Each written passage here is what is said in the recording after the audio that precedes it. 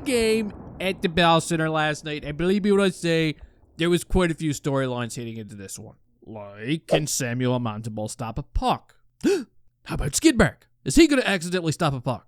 And of course, will somebody finally beat the wheels off of Nick Cousins and get a little redemption for that slash on Ivan Demidov during the preseason? Well, we're going to get to it. I'm going to do my best to break this one down for you guys. But first, I want to tell you that today's video is indeed brought to you by the good folks over at Miraj Trading. And if you consider yourself somewhat of a collector, well, at MirageTrading.com, you could get hockey cards, baseball cards, Pokemon cards. Find all the links for Miraj in the description of today's video, but here we go. It's one of the biggest Canadian rivalries in hockey right now. Habs, Darts. The puck is dropped, and the Canadians come out of the gate looking pretty good. They're looking to open that scoring, which is something that they've actually been pretty good at lately. And when Cole Caulfield, our little bundle of joy, gets himself on a breakaway just 7 minutes into the game, you better believe it. Skidmark, he's got his legs wide open like somebody that's about to get a pap smear or something, and Cole Caulfield, he sneaks one by him to give the Canadians a 1-goal lead. Now, just like we expected, this game was full of hatred, okay? It had a little nastiness to it. At one point, Zachary Bolduc is going to toss Jake Sanderson into the bench, which was a clean hit, by the way, but Curtis McDumbass, he didn't like it. Now, to his credit, this is exactly what his sins got him, okay? It was for moments like this, games like these, but unfortunately, in this particular situation, he burns him, and he picks up a 2-minute minor for roughing. On the following power play, the Canadians' top unit goes back to work. Tic-tac, goal. And that's Juraj Slafkovsky giving the Habs a 2-goal lead. And everything that could possibly go good has been going good for the Habs up to this point. Jack-Eye, he's going to pretty much tell Special Officer Doofy here to kick rocks. The boys, they're picking up for themselves. Even the stray cat Joe. And after 20 minutes of play, it appears as if the Canadians, they've got total control of this hockey game, okay? It's beautiful. It's beautiful stuff.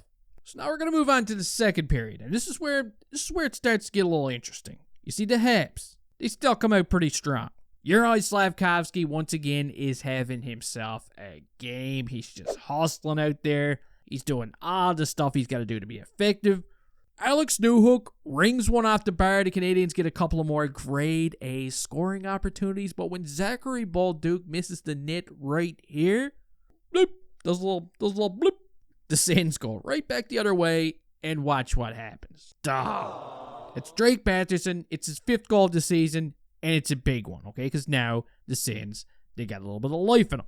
And eventually, we get some deja vu, okay? We're going to get the same kind of shit happen again. Except now it's Lane Hudson, who gets a really big opportunity. He even gets a penalty shot. But Skidmark accidentally stops him, and right before the second period comes to an end, the Sens get a greasy one. Oh, no. This one goes in right off of the skate of Mike Matheson. I mean, originally, it is called goaltender interference, but when Travis Green rolls the dice, goes for a coach's coin toss, yeah. They call it a good one. They say that Montembeault, he had plenty of time to reset. So now we get a 2-2 game after 40 minutes of play. And you know what time it is now? It's time to move on to the third period, where finally, yes, Jaden Struble, I don't know how he does it, but he convinces Nick Cousins to square up. He gets the right hand going, and boom, down goes Cousins. Struble's pumped. Cousins, he can't even get to the penalty box. He's got to leave the ice. It was a big moment in this hockey game, and even though I thought this would probably give the Habs a little momentum moving forward, man, was I ever wrong. Because believe it or not, it's going to be Timmy Stu with 7 minutes remaining on the clock, putting a dagger into the Montreal Canadiens. What a move. What a goal. I know a lot of us, we don't like him, but this kid makes me sick, okay? Because deep down, I know he's the real deal. So here we go again. Down by a goal. The Habs, they're looking for a miracle. And I want to take you back to this game against Seattle. Remember when Ivan Demidov clutched up, had that nice little give and go with Patty Laine, he went to the backhand, and achieved hero status? Well, holy shit, this kid, he does it again. When the team needs him the most, it's like he's got the puck on a string. This time he's going to do a nice little give and go with Lane Hudson. And as soon as he gets it back, he goes upstairs on the skidster. Wow. He did it again.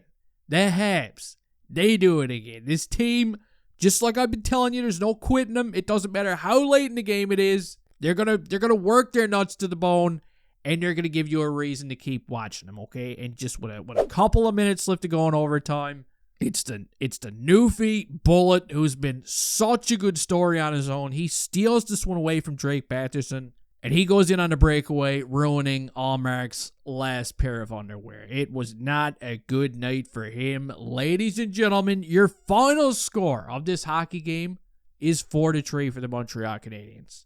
It's a big win. It's a big win for Samuel Montembeault. I mean, yeah, maybe he didn't steal it or nothing like that, but still, it's got to be good for his confidence. And it's 2 big points. So if we take a look at the standings, the Canadiens, they're now first in their division. They're tied for first place in the Eastern Conference right now. And if we take a look at the entire league, there's only one team in the NHL that's got more points than them. The Avalanche. But the Canadiens have a game in hand. Okay, so no matter how you slice and dice it right now, you cannot underestimate these young kids. You can't underestimate this team, okay? Because they're dangerous. Nick Suzuki's got himself 18 points in his first 12 games of the season. Just mind-blowing numbers. Nobody in the National Hockey League's got more goals than our little bundle of joy right now. Lane Hudson is second amongst NHL defensemen in points. And Ivan Demidov leads all rookies in points as well. And I hate to be repeating myself, but it's something that's got to be said over and over again. But this is the most exciting Habs team that I've seen in a very long time. This might actually be the most excited that I've ever been about them. Because, boys, they're just getting warmed up. And I know at some point they're going to struggle, okay? I'm expecting them to hit a wall at some point, maybe even over the next couple of weeks. But you got to admit, it's been a lot of fun watching all these young players go on a rampage like this. And something that I've been thinking about lately, I've been thinking about Nick Suzuki and the possibility of him hitting 100 points this season. Do you know how long it's been since the Canadiens had a player hit 100 points? It's been way too long, man.